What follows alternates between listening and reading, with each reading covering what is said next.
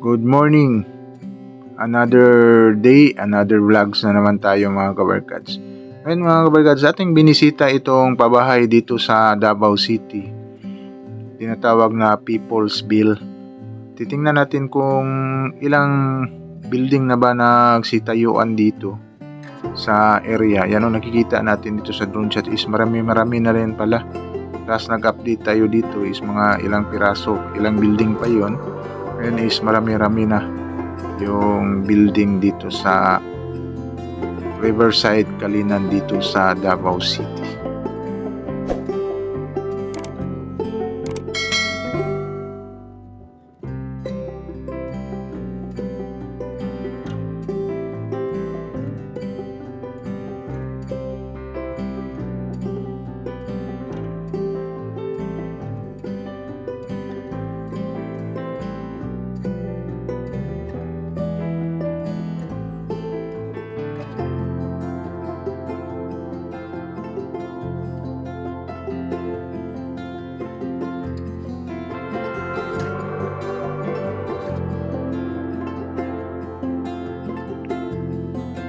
Hello mga kabarkads, once again this is RPB Moto Travel Vlog.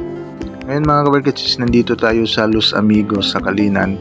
Papunta tayo dito sa Riverside, Kalinan. Atin na namang bibisitahin itong pabahay ng Davao City, itong People's Bills na tinatawag dito. Kung kumusta na kaya yung construction dito at ilang mga building na ang nakatayo dito sa area.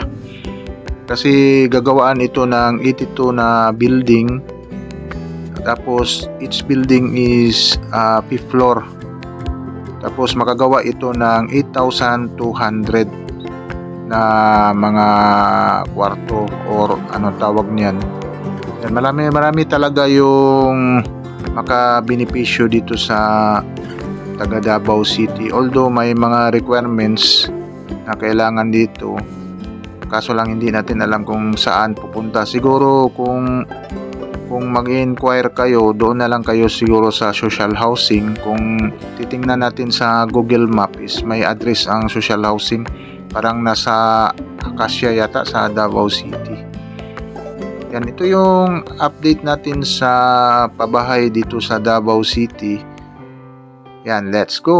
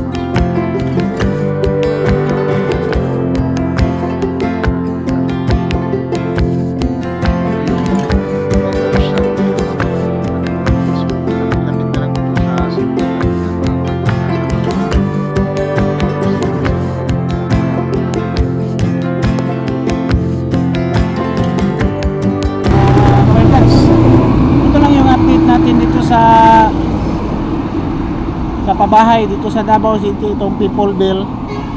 Yan, kinuna natin ng drone shot. Yan, kitang-kita natin marami ng building ang nakatayo. Kasi nakalimutan ko, 36, 72 building palagi tatayo nyo na ganyan. Yung nakita nyo sa drone shot, 72 ka building.